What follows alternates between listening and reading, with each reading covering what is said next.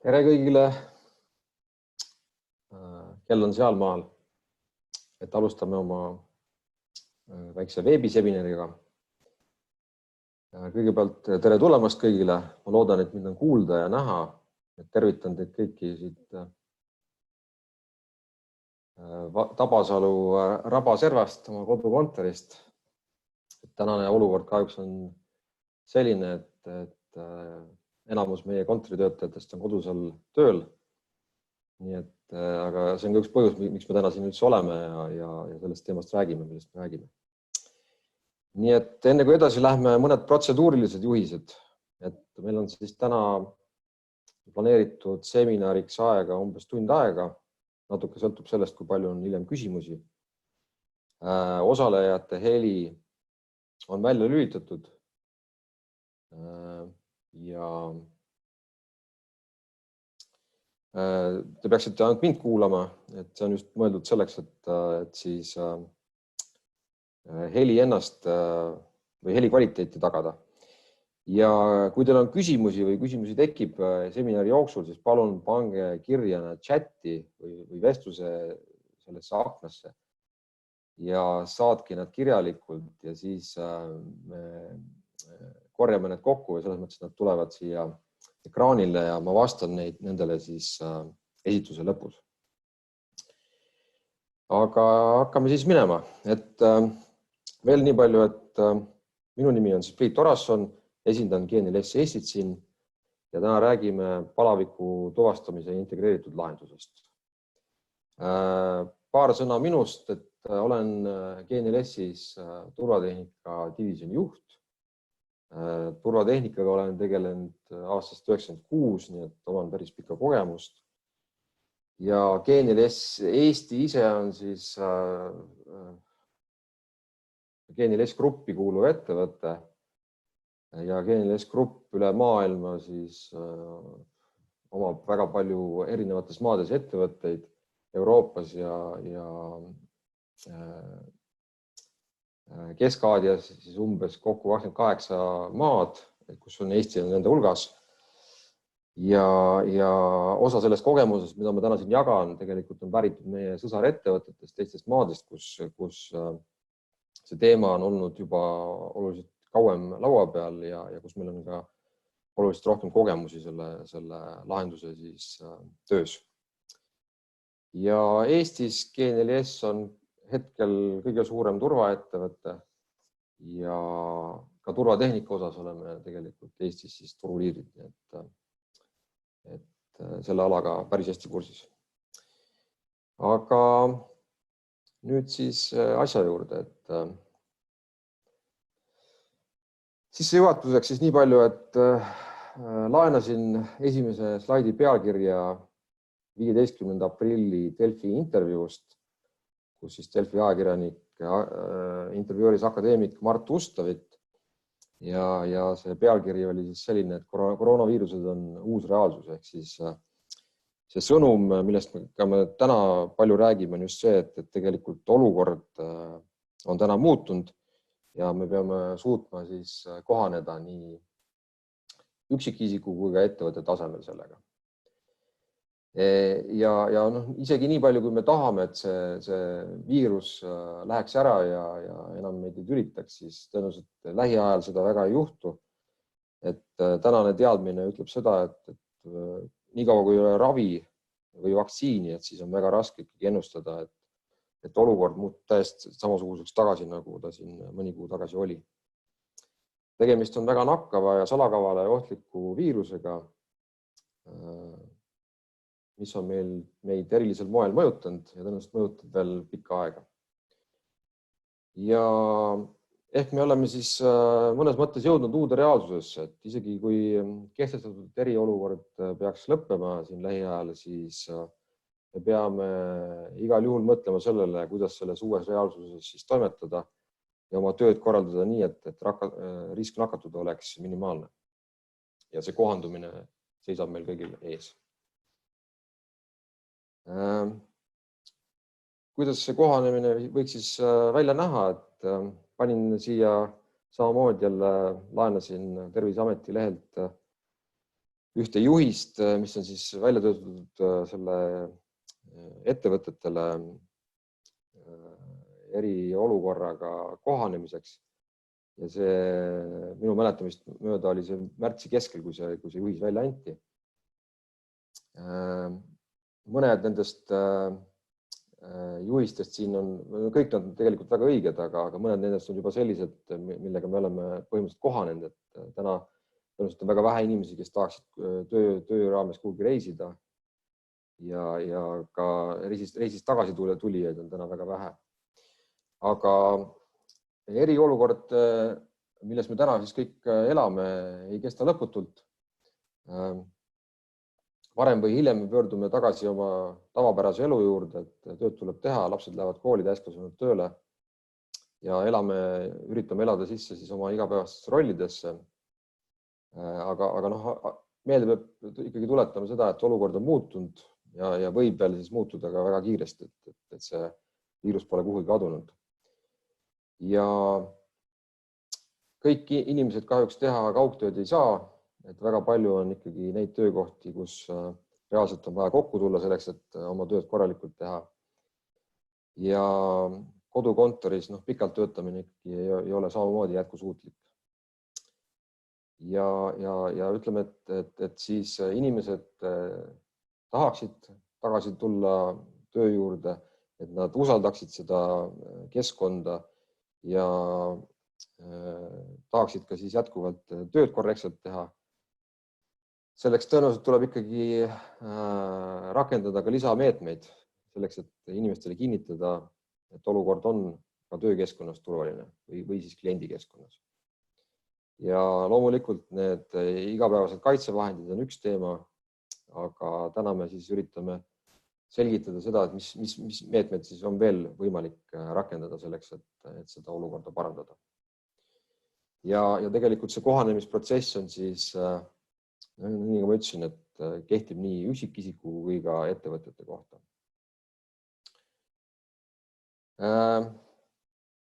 Suur küsimus, mille poole ka meie poole juba pöördutakse, on see, et aga kuidas siis kaitsta või mis need lahendused, mida me siis täna saaksime kasutusele võtta. Ja enamus tänastest juhtidest, personalijuhid, ettevõttejuhid, kollektiivjuhid on selle küsimuse ees, et mis need meetmed siis täna oleks, lisaks sellele, et me kasutame desinfitseerivaid vahendeid, kummikindaid ja maske. Ja kuidas üldse selle viirusega siis võidelda, et millised tunnused sellel viirusel on ja nii edasi. Väga head vastused sellele täna puuduvad, et see konkreetne lahendus, millest me täna räägime, on üks nendest, aga mingit sellist kuulikindlat lahendust täna olemas ei ole. Aga just, et seda kaitstuskihti siis kihilt suurendada, et siis palaviku tuvastamine on üks võimalik vahendid selleks. Ja selge on ka see, et ainult kontrollimisest ei piisa, et kindlasti teavituse pool, mida ka Terviseamet on väga palju teinud, et see endiselt jääb ja kindlasti tuleb ka väiksemates kollektiivides seda jätkata. Ehk siis rääkida, meelde tuletada, teavitada, et see on kindel viis, et see kohanemisprotsess oleks võimalikult kiire. Aga meie vaatest ja need kogemused, mis meil juba selle palaviku tuvastussüsteemiga mujalt on see, et tegelikult tuleb ka ikkagi muudatusi teha töökorralduses ja töökeskkonda tuleb vähemalt teatud osades muuta selliselt, et siis seda ohutust paremini tagada. Ja tegelikult see soov, mis kõigil ühiselt on see, et leida siis mõistlik ja jätkusuutlik lahendus viiruse eemalhoidmiseks. Et täna läbi selle eriolukorra me oleme suutnud ühiskonnana sellele viiruse levikule piiri panna. Aga kui nüüd olukord muutub ja me uuesti tööle naaseme, siis tegelikult me peame siis suutma ka väiksemas grupis, ehk siis kas ettevõttes või asutuses sedasama tööd siis võimalikult hästi teha. Ja ideaalsed lahendused sellisel puhul oleksid loomulikult siis sellised, mis meid minimaalselt meie tänast käitumist muudaksid või mõjutaksid. Aga nagu sellest esimesest slaidist, millest ma rääkisin, juttu oli, et meie hinnang on see, et tegelikult see olukord jääb tõenäoliselt oluliselt pikemaks ajaks kestma, kui me seda tahaksime. Nii et tegelikult ka nende lahenduste jätkusuutlikkus on märksõna, millest meie oleme lähtunud. Ja et see lahendus oleks ka kestev ja tõenäoliselt sõltub natukene olukorrast, kui kiiresti me ravi ja vaktsiinid leiame, et see on ikkagi oluliselt pikemaajalisem lahendus kui kuu või 2, millest me siin riigi tasandil räägime. Ja lihtsalt panin siia näiteks ühe pildi nüüd konkreetsest lahendusest koos süsteemidega juba, millest hiljem natuke räägin ka pikemalt, aga just see, et me põhiliselt keskendume siis keskkonda sissepääsemisele, sissepääsuprotseduuridele muutmisele ja räägime siis selle sissepääsuprotseduuri ümberkorraldamisest. Et siin on näide siis ühest kauplusest, kus on palaviku tuvastamist rakendatud ja ideaalne oleks see, et kui see midagi muud siin muuta vaja ei olekski, aga arusaadav on ka see, et mõõtmisest üksi ei piisa, et loomulikult tuleb ka reageerida, tuleb inimesi siis neid, kes sinna sellele radalile jõuavad, tuleb ka siis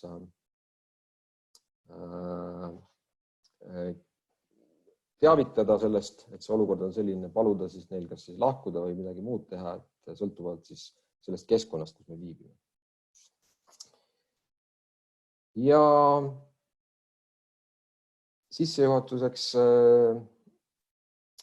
siis sellest piisab, et põhimõtteliselt see on see teadmine, mis meil täna on ja kus me siis lähtunud oleme. Nüüd, mida me siis teha saame reaalselt selleks, et inimeste turvatunnet suurendada?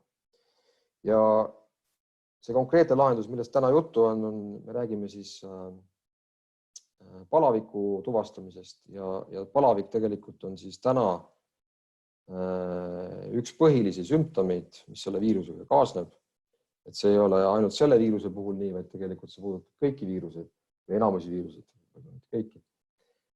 Aga ta kindlasti ei ole ainuke tunnus, aga palavik on täna ainuke või inimese kehatemperatuur on siis ainuke lihtne meetod või selle mõõtmine on selle mõõtmise kaudu on lihtne meetod siis, kuidas tuvastada seda, et potentsiaalne viiruskandja meie territooriumile tahab siseneda. Et muud mingid testimist või muud asja, mis oleks piisavalt lihtne, arusaadav, nii et me saaksime kõiki mõõta, tegelikult täna olemas meie teada ei ole. Ja lisaks siis sellele, et me hakkame mõõtma inimeste kehatemperatuuri ja tuvastame palavikus isikut selle inimeste voo seest, siis teine oluline asi, millele kindlasti tuleb tähelepanu pöörata, on see, et sissepääs ehk siis kas töökeskkonda, kliendikeskkonda, kuhu iganes keskkonda, kuhu inimesed kogunevad, selle sisenemisprotseduurid, nende muutmine ja täiendamine on reaalne, mis tuleb teha. Ja see mõte on just selles, et kui me täna väga paljud meie kas bürood või mis iganes tootmisettevõtted on sellised, et kus põhimõtteliselt sa saad nagu peaaegu tänavalt sisse astuda ja oledki oma töökeskkonnas, siis mõte on just see, et selleks, et neid mõõtmisi teha ja riskigruppi välja selekteerida, ehk siis riskianalüüsi teha, tuleb ka seda sissepääsu osa ümber muuta selleks, et asi toimiks ja reaalselt oleks süsteemist ka kasu või sellest lahendusest. Ja keskkonnad on erinevad, et töökeskkonna puhul see võib-olla on lihtsam, kus me räägime oma töötajatest ja sellest, et me siis täiendavalt kontrollime neid. Aga kliendikeskkonna puhul, kui me räägime teenindusasutusest või kauplustest näiteks, et siis see olukord on palju keerulisem. Ja oma töötajate puhul me saame ka rakendada selliseid tõkestusmeetmeid, et me siis ei luba seda konkreetseid isikuid näiteks, kellel palavik on tööle ja palume neil lahkuda näiteks, aga kliendikeskkonnas see teavitus ja reageerimispool on pisut teistsugune. Et eks iga selle konkreetse lahenduse puhul tuleb seda eraldi sellele tähelepanu pöörata, aga põhimõtteliselt see minu sõnum on täna see, et see tuleb kindlasti üle vaadata ja see sissepääsu koht on just see, kus seda kõige paremini seda teha saab. Ja analoogiks võib-olla ma võin tuua meie, üks teenustest on ka näiteks me töökeskkondades suuremates tehastes mõõdame inimeste alkoholi sisaldust hingeõhus. Et mõnes mõttes see on natukene sarnane, et me ei saa inimestel keelata alkoholi pruukimast, küll aga me saame siis rakendada kontrollimeetmed selleks, et alkoholi tarbinud inimesed ei tuleksid töökeskkonda, ei vigastaks ennast ega töökaaslasi ja läbi selle siis seda ohtu tagada. Sama asi on siis, puudutab seda piltlikult öeldes seda palaviku mõõtmist. Nüüd, kuidas integreeritud palaviku tuvastuse lahendus siis töötab, et miks ma räägin lahendusest, et see ei ole ainult süsteem või tehnika, et seal taga on ka siis protseduurid ja inimesed sõltuvad siis keskkonnast. Aga põhimõtteliselt me võime ta jagada siis sellised 3 ossa, et need on tüüpilised sellised valdkonnad, mida me siis GNLS-ina oma teenustest, millest me lähtume. Ja kõigepealt siis me tuvastame, üritame tuvastada kõik selleks teha, et kas siis tehnoloogiat kasutada, inimest kasutada selleks, mida iganes. Konkreetsel juhul siis üritame tuvastada palavikus isikud süsteemselt. Siis peale seda, kui võimalikud ohuallikad on tuvastatud, siis üritame seda tõkestada, nende edasist läbipääsu siis sellesse keskkonda, kuhu me teda lubada ei taha, nagu siis töökeskkond või kliendikeskkond. Ja seda saab siis ka mitmel erineval viisil teha. Ja viimane on siis see, et reageerimine. Et paljudel juhtudel see tähendab turvatööst, tähendab kinnipidamist või midagi natukene keerulisemat. Aga siin me räägime põhiliselt ikkagi inimeste teavitamisest, inimeste nõustamisest. Ja siia reageerimise alla läheb ka tegelikult selle lahenduse puhul selles mõttes see ennetav meede ehk siis selle süsteemi või selle lahenduse rakendamisega me anname ka sõnumi nendele inimestele, kes tahaksid ilmsesti haigena ka tööle tulla, et meil tegelikult on täiendav kontrollimeede olemas ja palun haigena tööle ära tule, sest me kontrollime ja kui tuvastame, siis tööle ei saa niikuinii. Nii et läbi selle juba selle ennetamise me suudame ka inimeste meelsust muuta. Ja kui konkreetselt nüüd rääkida juba tehnikast või tehnika poolest, et kuidas me seda siis oma lahenduses teeme, siis ma keskendun 3 põhilisele viisile. Ehk siis esimene on nii-öelda inimese abil või turvatöötaja abil, käsitsi inimeste temperatuuri mõõtmine, mis on üks võimalik lahendus. Aga põhiliselt see järgnev puudutab just 2 alumist lahendust, ehk siis automaatset mõõtmist. Et üks nendest on siis mobiilne, selline kiiresti üles seatav ja rakendatav süsteem koos inimestega, et seda protseduuri siis läbi viia. Ja teine variant on juba siis koht kindlalt ja vastavalt kliendi objekti erisusi arvestades ja olemasolevat infrastruktuuri ära kasutades juba siis läbimõeldud sisenemisprotseduuri nii-öelda jõustamine. Kui see uus protseduur on paigas, siis tegelikult süsteemi välja ehitada nii, et me saame siis ka tõkestada juba kas siis ukse läbipääsu peale seda palaviku tuvastamist või midagi analoogset, nii et selle automaatika ja süsteemi kasutamislihtsuse täiendamine. Ja kui need 3 asja siis kiirelt läbi käia, et see käsiseadmega temperatuuri mõõtmine on kõige lihtsam ja kõige lihtsamini rakendatav lahendus, selleks ei ole väga muud midagi vaja kui ühte täpset käsitermomeetrit. Neid on väga erinevaid täna, et meie ise neid ei paku, küll aga oleme koostöös oma klientidega erinevaid neid kasutanud, nii et oskame võib-olla natuke nõu anda, millist kasutada. Kõige parem on see, et see peaks olema täpne ja sõltuvad siis teie kasutusvajadusele ka siis vastu pidama, et kas siis akuaeg või mõõtmiskiirus, et need on need parameetrid, mille järgi siis tavalikult teha. Aga käsi siis mõtlema see, et seda saab kasutada ainult väikese arvu inimeste mõõtmisel üldjuhul, et kui meil on tegemist suure hulga inimestega, siis üldjuhul see väga ei sobi, sest et see võtab aega, ühe inimese mõõtmine umbes 2–5 sekundit. Lisaks see, et inimesed peavad siis seisma jääma ja ütleme lähikontakt ka veel lisaks mõõtjaga. Ja see on siis tegelikult see kõige suurem risk, et ühest küljest võib mõõtja nakatuda, teisest küljest võib siis nakatunud mõõtjaga teisi inimesi, keda ta mõõdab siis veel lisaks nakatada. Nii et need on need, millega peab siis arvestada.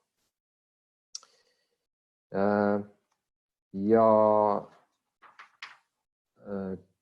need kaks järgmist on siis tegelikult sellised, kus me siis kasutame termokaamerat selleks temperatuuri mõõtmiseks ja see lisaks termokaamerale on siin süsteemis veel siis teine oluline komponent, see must kast seal vasakus servas, pildi vasakus servas.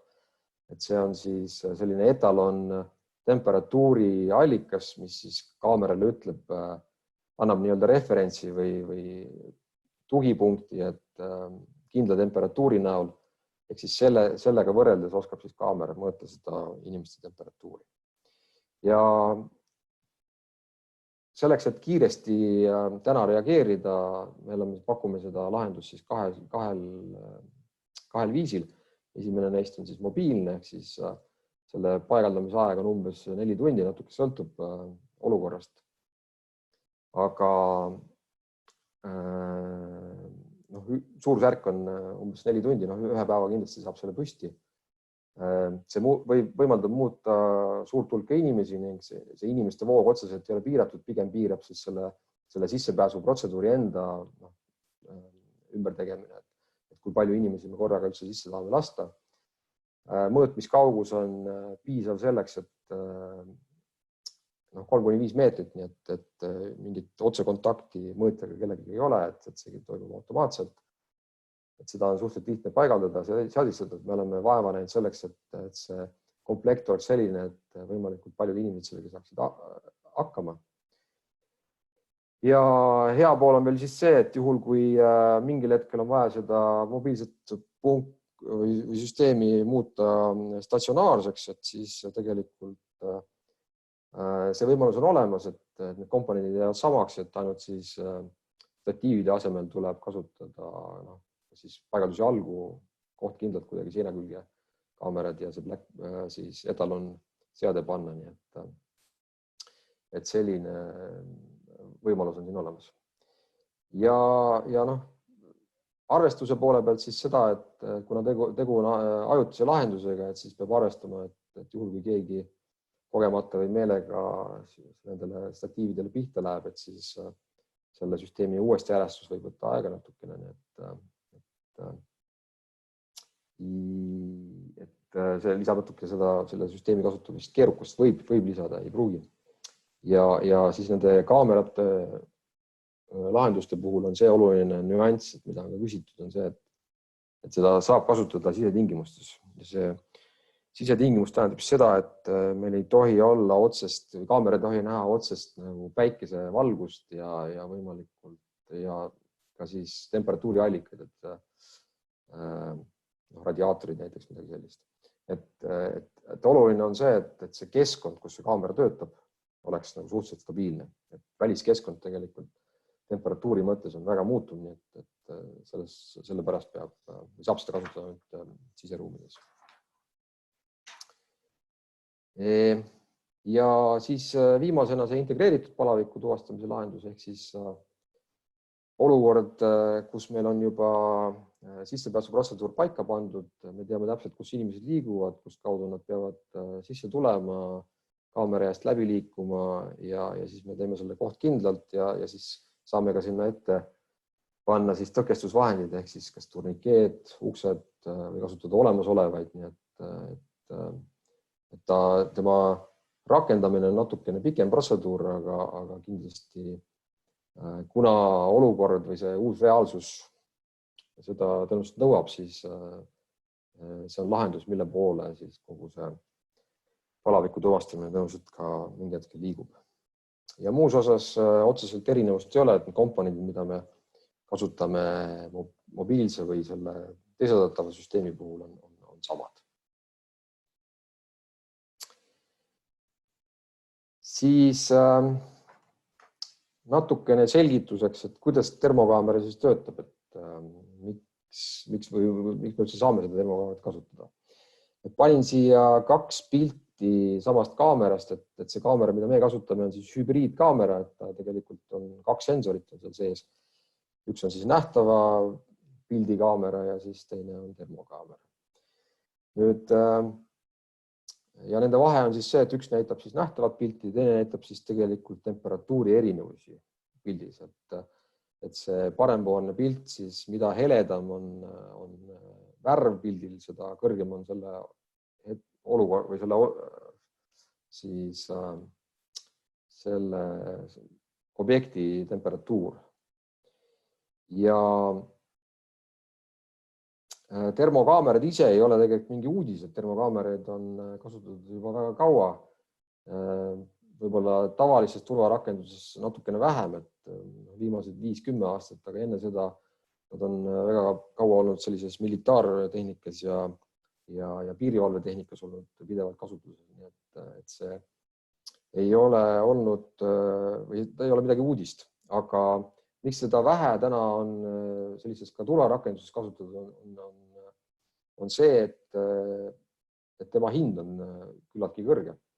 Ja see põhjus on see, et termokaamera puhul me ei kasuta siis tavapäraseid objektiive, klaasist objektiive ja siis valgustundlikku maatriksit, vaid seal on kasutuses spetsiifilised sellised väärismetallidest tehtud objektiivid ja siis ka see tundlik element on väga spetsiifiline, nii et see on see, mis on hoidnud selle kaamera hinna täna ikkagi suhteliselt kõrgel.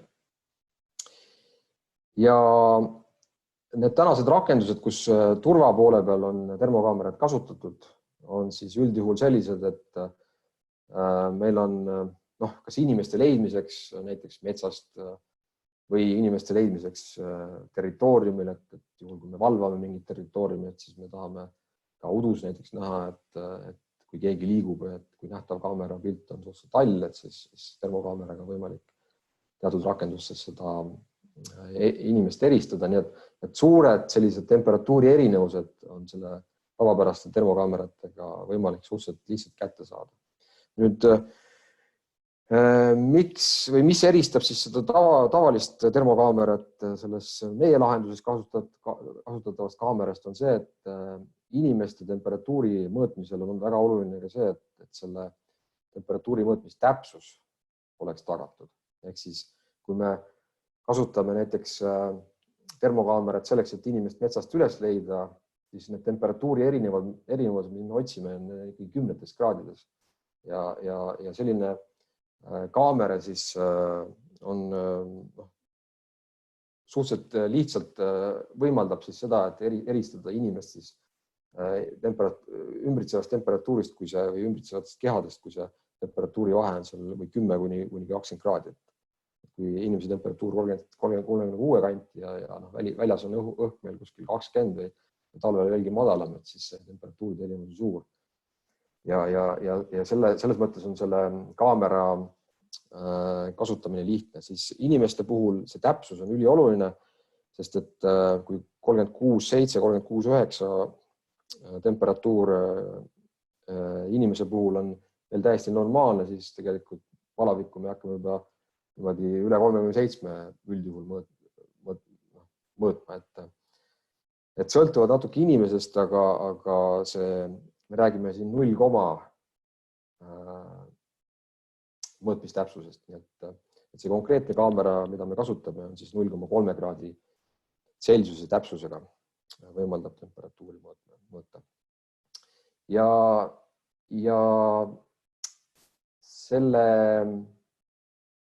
taustaks veel nii palju, et korra mainin seda näidet, mis oli siin viiruse leviku alguses Eestis, kui Tallinna sadamasse ja Tallinna lennujaama panid kaamerad üles, termokaamerad, et nende tegelikult töö siis seisati kahe nädala pärast või midagi sellist. Ja põhjus oli siis selles, et ei leitud ühtegi palaviku või kõrge temperatuuriga inimest ühest küljest ja teisest küljest, et Terviseamet ütles, et tänu sellele siis nende efektiivsus oli väike, siis see põhipõhjus tegelikult meie vaatest on see, et nende konkreetsete kaamerate täpsus ei olnud piisav, et kui te vaatate neid kas või ERR-i lehekülje pealt neid pressifotosid, mis seda süsteemi kajastavad, et siis seal enamus nendest inimestest, kes on pildi peal on temperatuuriga 27 kraadi või 30 kraadi maksimum.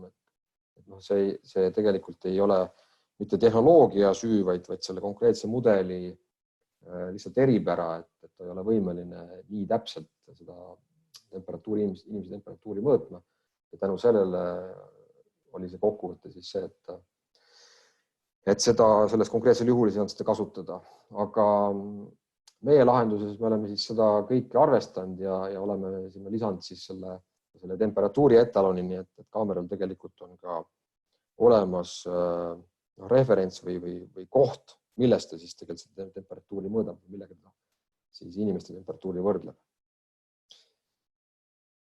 Ja need 12 võib-olla olulist parameetrit, mida kaamera puhul veel jälgida, on siis ka resolutsioon ja tundlikkus.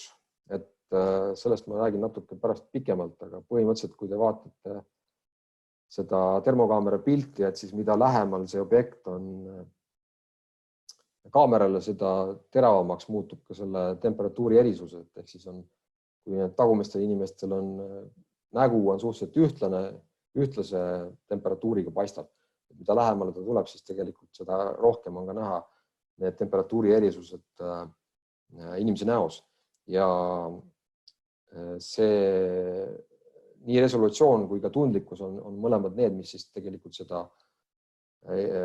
erisust või seda paremat pilti suudavad genereerida ja tagada ja läbi sellega siis suudavad paremini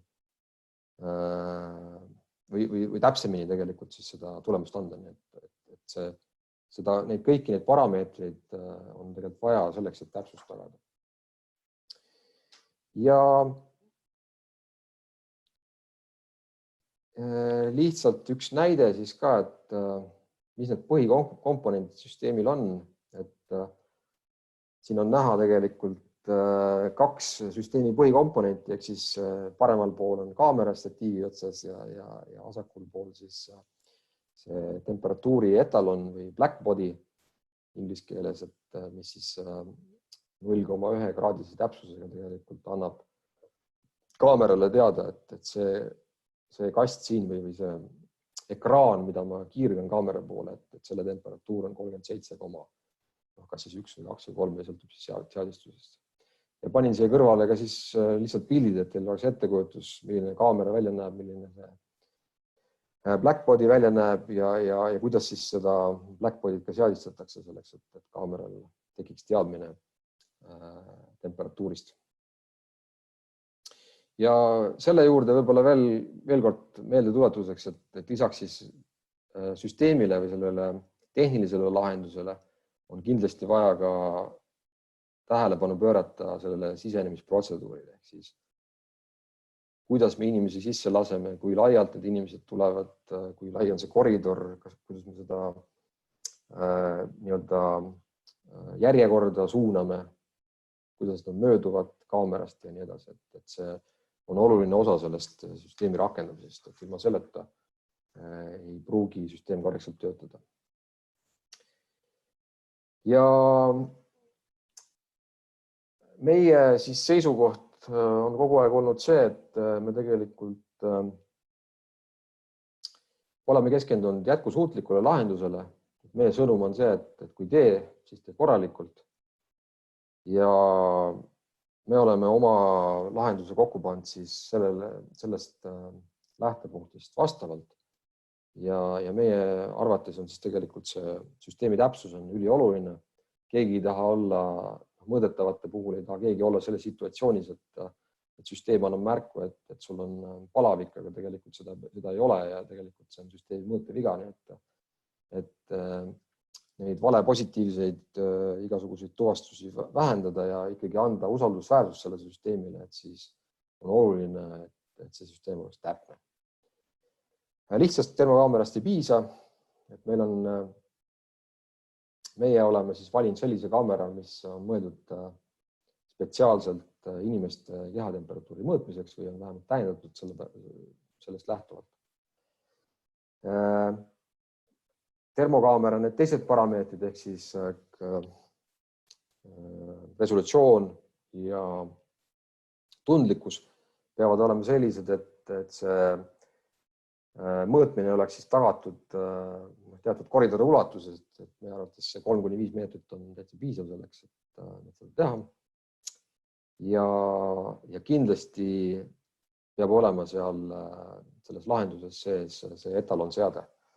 Et oleme näinud erinevaid teisi pakkujaid ka või meie partnereid siis, kes sarnast lahendust pakuvad, aga ilma selle Blackboardi seadmeta tegelikult nende täpsus, isegi siis, kui paberi järgi seda kinnitatakse, siis meie kogemus ütleb, et see ei tööta korrektselt, et see viga on kohe oluliselt kõrgem ja läbi selle süsteemi usaldusväärsus kannatab. Ja teisest küljest siis see teine pool on see,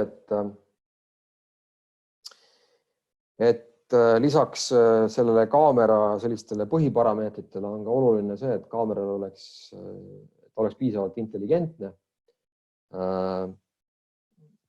Panin siia alla ühe selgitava pildi. Ma loodan, et ma saan siin näidata korra seletada, mis ma mõtlesin. Moment. Loodan, et on nii hiir näha. Ehk siis väike väljalõige sellest eelmisest suurest pildist, 2 nägu ja oluline on see, et see kaamera siis suudaks tuvastada inimese näo pildis kõigepealt.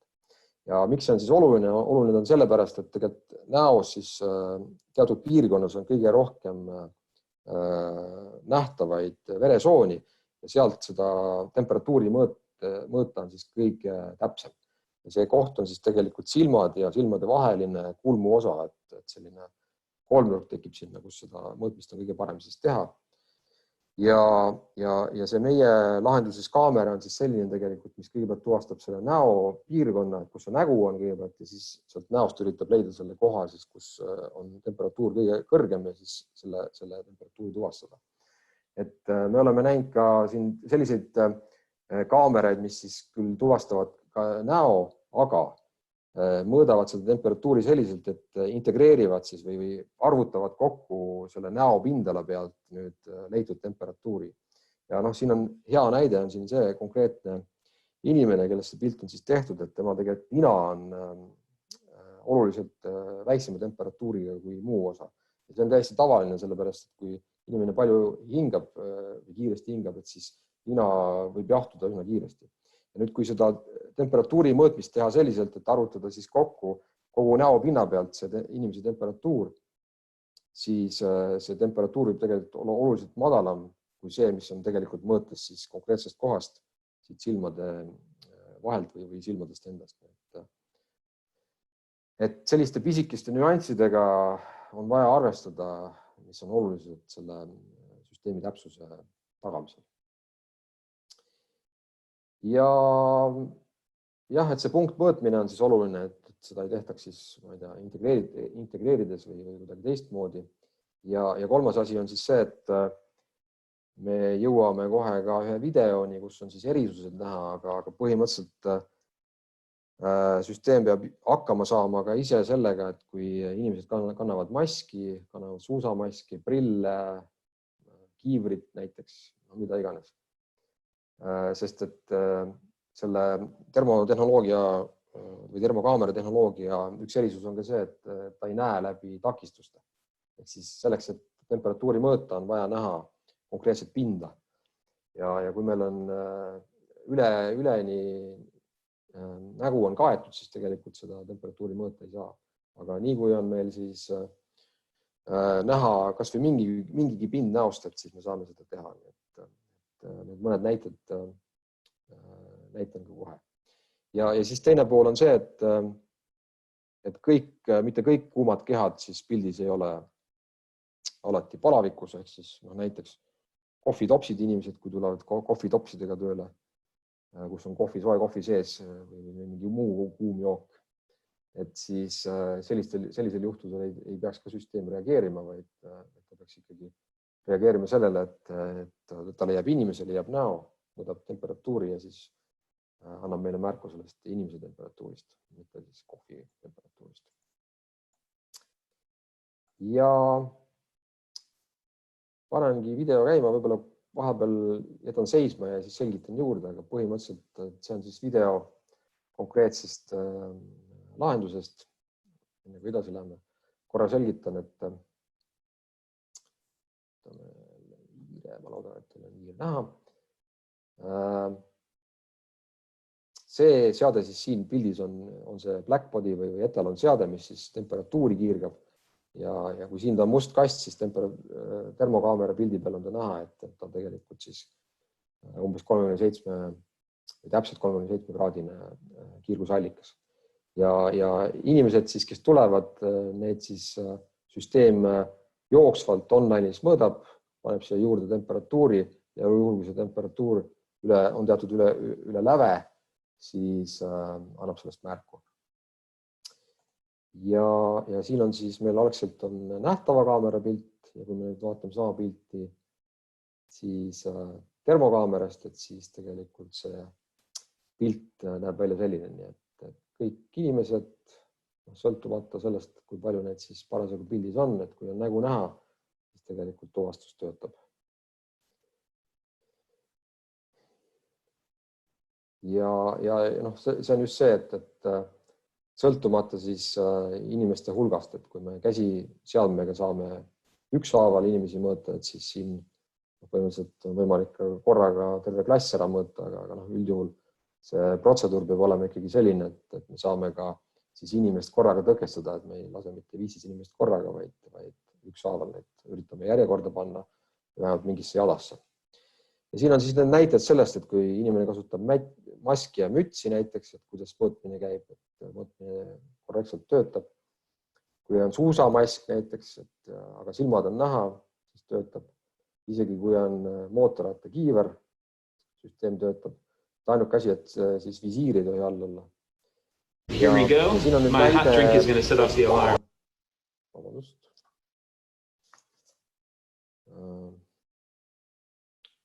Ühest konkureerivast tootest, kus siis juhtub selline lugu, et kohvitops, kui inimene tuleb kohvitopsiga sisse, et siis süsteem hakkab tööle, hakkab häiret andma.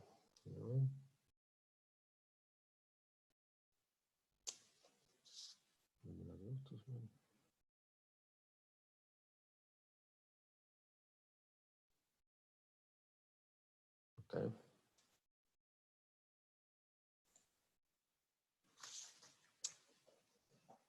Üks moment. Ma üritan kohe taastada, meil jooksis Microsoft PowerPoint kinni, aga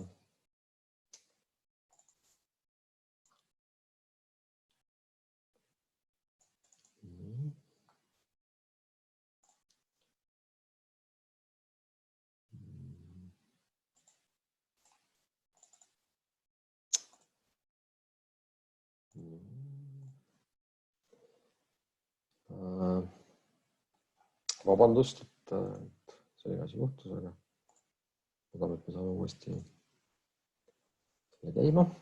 Ma loodan, et on uuesti näha. Ja ma lasen siis algusest peale uuesti selle video, et igaks juhuks, et siis mitte arvutit sassi ajada. Jah, aga ütleme, et see heliga lõik, mis meil siis varsti tuleb, on just selleks demonstreerimaks seda, et kõik objektid ei ole siis palavikulised objektid, kui me räägime näiteks kohvitopsiga majja sisenemist või piirkonda sisenemist. Ja need väljakutsed, mida siis maskid, suusamaskid, kiivrid, kõik muu atribuutika, mis meil üldjuhul peas ja näo peal on, et need on tegelikult reaalsed ja kindlasti peab arvestama sellega süsteemi valikul. Ja see Blackbody, millest ma rääkisin, oli siis siin vasakul serval see üks kast, mis siis ütleb kaamerale seda, et see etalon temperatuur, millega võrreldes me siis inimeste temperatuuri mõõdame, on selle koha peal. Et kaamera peab olema siis nii tark, et sellest siis aru saama ja oskama siis sellega arvestada. Ja kiiver. Ja siin on siis näide sellest. Here we go. My hot drink is going to set off the alarm.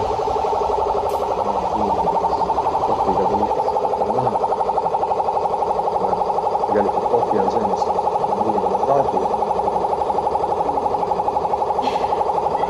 normaalses või oluliselt väiksemas temperatuuris.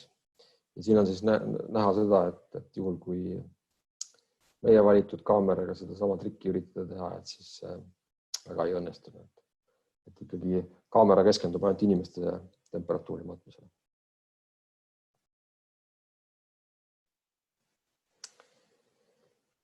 Ja seda videot ennast saate ka YouTube'ist vaadata, et kui tahate, aga me panime selle siia välja ka, et siis oleks näha, millest me räägime. Nii.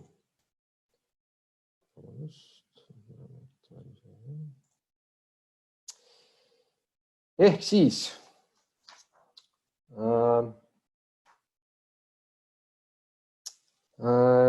see meie lahendus, mida me täna oma klientidele pakume, sisaldab siis kõiki vajalikke seadmeid, seda hübriidkaamerat, temperatuuri etalonseadet, statiive, kinnitusvahendeid, sõltuvad natukene vajadusest, kas salvestit või arvutit ja monitori süsteemi jälgimiseks ja siis kogu selle komplekti siis paigaldust, seadistust sellisena, et seda saaks kasutada. Panin siia juurde ka tänase seisuga hinna, et siis saaksite vähemalt suurusjärkudest aru, millest me räägime.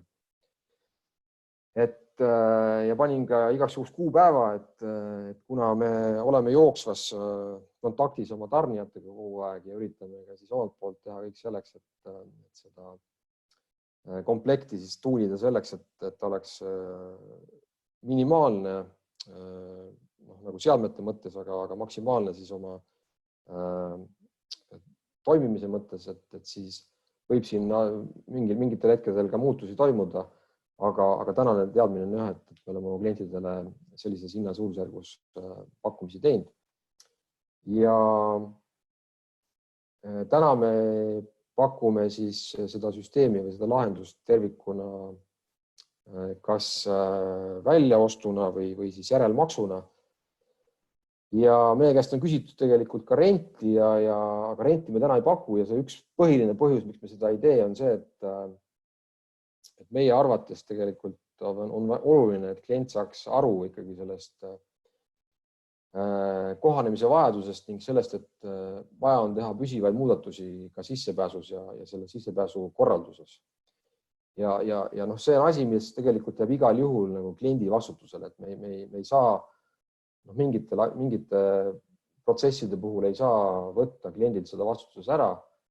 Aga selleks, et kogu lahendus töötaks, tegelikult peab see koostöö olema nagu piisav mõlema ettevõtte vahel, et seda siis rakendada ja lahendus töötab siis, kui nagu mõlemad panustavad sellesse. Ja juhul, kui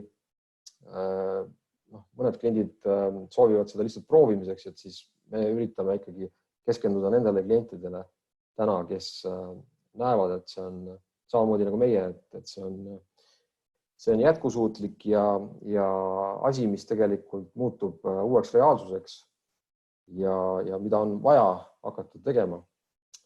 Ja kuna ka täna nõudlus Euroopas on nende seadmete järgi päris suur, siis nende saadavus ei ole ka nüüd väga nagu vabalt ei ole neid saada, nii et selleks tuleb ka vaeva näha, et siis jah, meie soov oleks tegelikult keskenduda siis nendele klientidele, kes tõesti seda põhimõtet jagavad, et kui tee korralikult ja kui tee, siis tee juba selline, et asi oleks püsilahendus.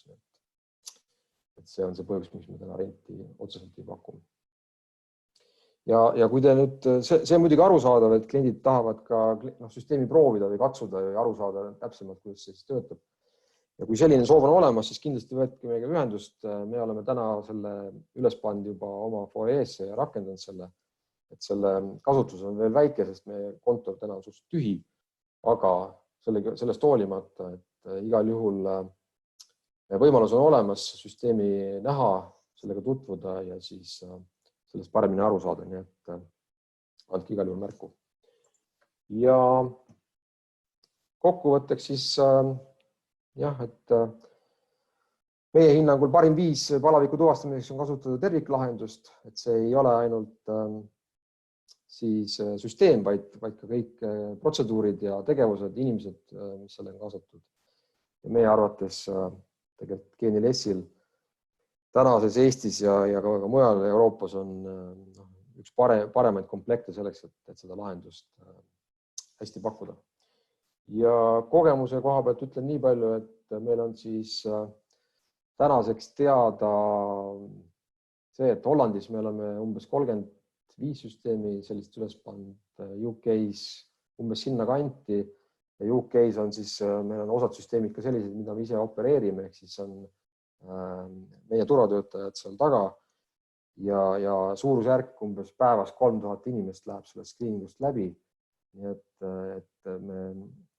meil on ka nagu päris hea kogemus, laiem kogemus selle kohta, et kuidas, miks just need seadmed ja miks just selliselt, nagu nad meil täna valitud on, et me suudame selle väga lihtsalt ka ära põhjendada. Et me oleme oma lahenduses väga kindlad. Ja siis lisainfo kohta panin ka siia, et võib minuga alati ühendust võtta. Samas, kui meil on sinna olemasolevaid kliente, siis võite loomulikult ka oma kliendihalduri või müügiinimese poole pöörduda, et kõik on kursis. Aga siis ma võtaks siis küsimused ette, et vaataks ja vastaks küsimustele. Nii, küsimus on päris palju, väga tore, et inimestele pakub huvi. Nii, esimene. Kas eeldate turvariskid ja kuritegevuse suurenemist seoses koroonaviiruse eriolukorra? Otseselt ei eelda, et me jätkuvalt vaatame ka ise oma sündmuse põhiselt, et see ei ole otseselt selle süsteemiga seotud, aga me jälgime olukorda ja meie hinnangul täna tegelikult ei ole suuri muutusi kuritegevuses otseselt toimunud. Vastus on, et otseselt ei eelda, et seoses viirusega turvalisusest kuidagi kannataks üldine turvalisus. Millised on teie soovitused koolis töökeskkonna muutmiseks, kui koolid peaks avatama maikuu jooksul? No see meie soovitus tegelikult on, et selleks, et ikkagi tagada, et kooli jõuavad ainult siis ilma palavikuta lapsed, et tegelikult see lahendus on olemas selleks, et seda rakendada.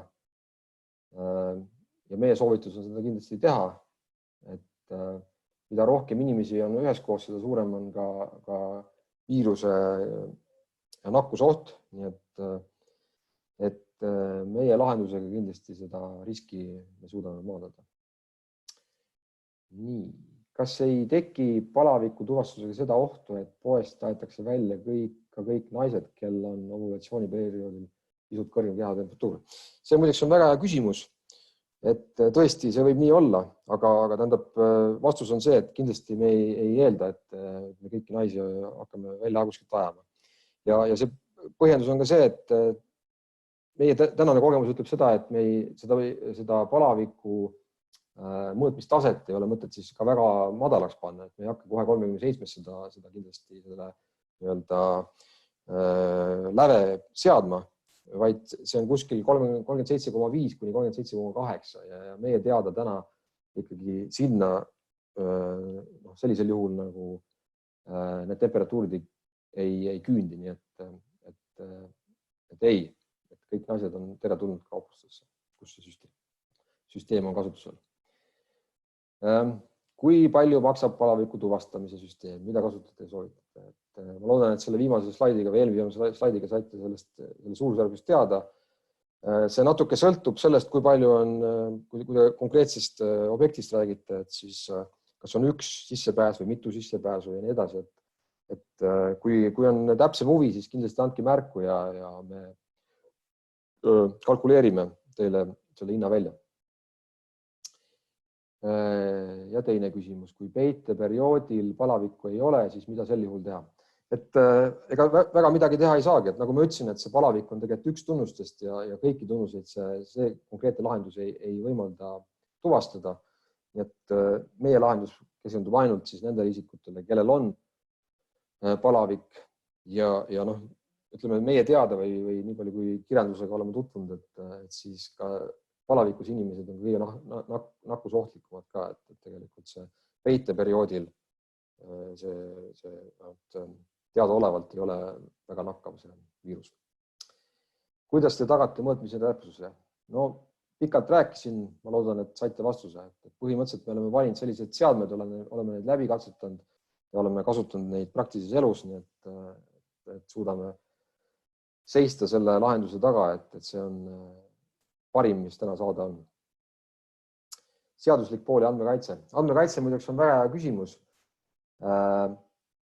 Tänane vastus on see, et võite isegi, ma ei pannud küll linki, aga põhimõtteliselt andmekaitse inspektsiooni lehel on ka tänased soovitused andmekaitse osas, mis puudutab eriolukorda ja eriolukorra järgset aega.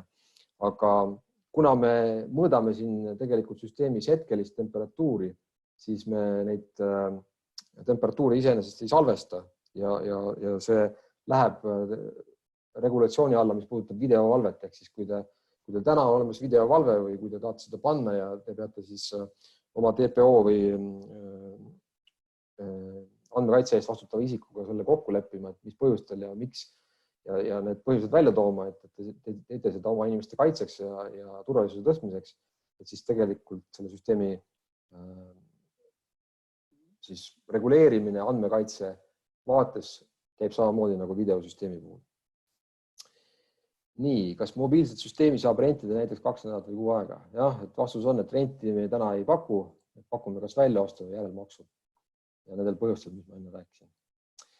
Kas statsionaarset süsteemi on võimalik paigaldada foajeesse, kus siseõhutemperatuur kõigub -5 kuni 25 kraadini? Tegu on väikse ruumiga, pigem eeskujaga. Põhimõtteliselt on võimalik, et lihtsalt küsimus on, et see süsteem ka sinna ära mahuks, et see ei saa, et need piirid iseenesest ei saaks takistuseks. Oluline ei ole see, et kui palju see temperatuur seal on, vaid oluline see, et oleks stabiilne, et kui seal on puhurid või mingid asjad, mis seda temperatuuri pidevalt selles esikus muudavad, et siis see võib asja keeruliseks teha. Aga temperatuur ise, taustatemperatuur ei ole selles mõttes väga oluline.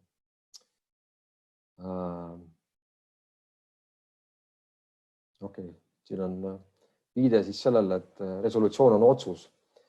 Et mina mõtlen resolutsiooni all muidugi kaamera resolutsiooni, ehk siis kaamera võimet pikslite haaval siis pilti kokku panna, et see oli see lahutusvõime. Tänan, väga hea. Kasutan edaspidi lahutusvõimet. Ja kuidas saavutada mõõtmise täpsus, kui mõõdetav tuleb just õuest külma või kuuma käest? See on ka väga hea küsimus. Tänane teadmine on see, et tegelikult inimese kehatemperatuur silmas ja siis selles kohas, mida ma rääkisin silmade vahel, et see temperatuur taastub üsna ruttu. Seal võib olla see, et kui on ikkagi väga külm talv ja inimene on väga kaua õues olnud, et siis selle temperatuuri taastumine või päriseks saamine võib olla pisut aeganõudav, aga ütleme, kui see olukord on väga oluline ja reaalne, sest tänast tingimust tegelikult ju Eestis väga külmi talvi pole viimasel ajal olnud, aga juhul, kui see muutub nagu kriitiliseks, siis tegelikult tuleb samamoodi muuta natuke seda sisenemisprotseduuri, ehk siis üritada teha siis kõigepealt väike ooteala või ala, siis, kus inimesed saaksid väljast tulles ennast natukene üles soojendada, teha see järjekord siis selline või panna see protseduur nii paika, et seda saab ohutult ja järjest teha ja siis peale seda lasta nad siis sellest kliinikust läbi. Nii et kõik on võimalik, küsimus on tahtmises. Vot. Aga siis, kuna praegu rohkem küsimusi ei ole, siis ma väga tänan teid kõiki osalemise eest. Loodan, et saite infot juurde. Tänan ka Äripäeva, kes meil aitas seda presentatsiooni korraldada. Ja kui küsimusi on, võtke kindlasti ühendust, saatke meil või võtke oma kliendihalduriga ühendust ja ega jääme kohtumisteni. Olete alati teretulnud meie juurde süsteemi vaatama ja järgmiste kohtumisteni. Suur aitäh teile, nägemist!